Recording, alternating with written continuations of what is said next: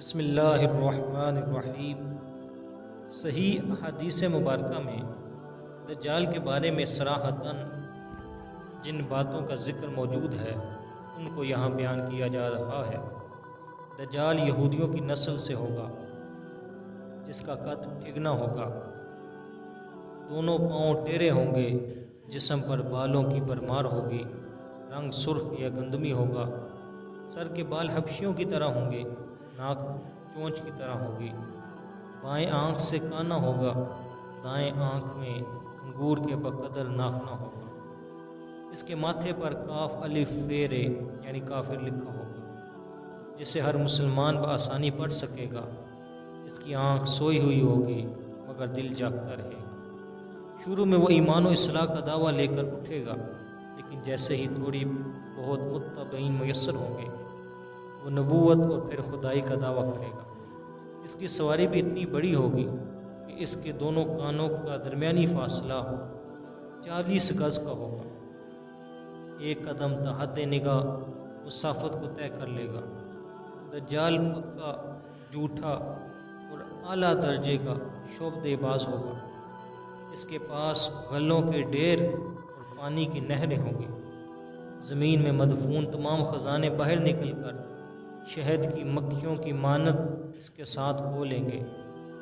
جو قبیلہ اس کی خدائی پر ایمان لائے گا، دجال اس پر بارش برسائے گا، جس کی وجہ سے کھانے پینے کی چیزیں ابل پڑیں گی اور درختوں پر پھل آ جائیں گے۔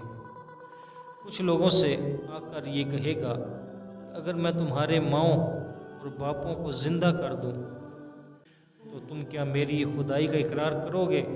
لوگ اس بات یعنی ہاں میں جواب دیں گے۔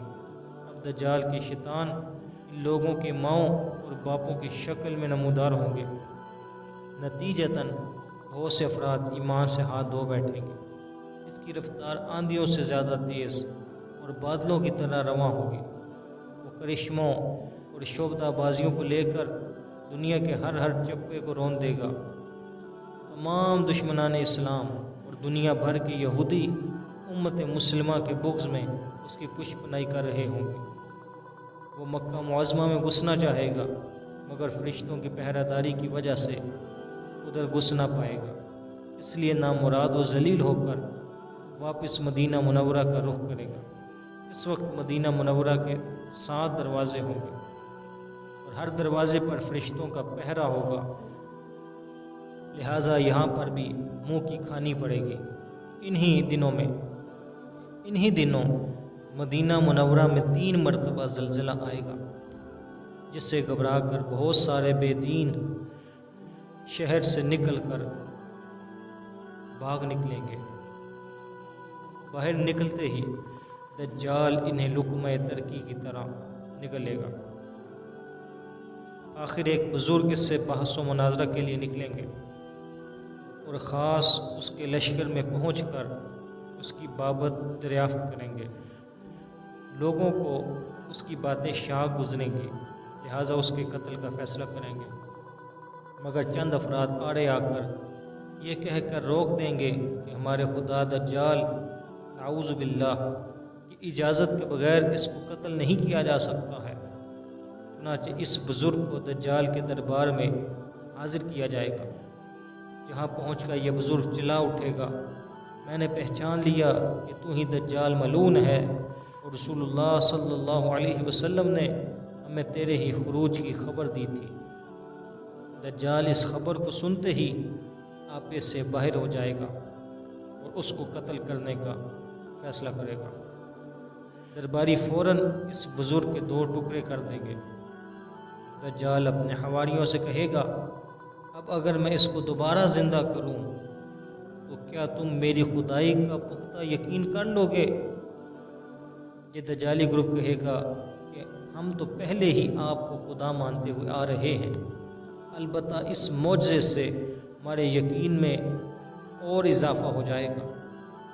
دجال اس بزرگ کے دونوں ٹکڑوں کو اکٹھا کر کے زندہ کرنے کی کوشش کرے گا۔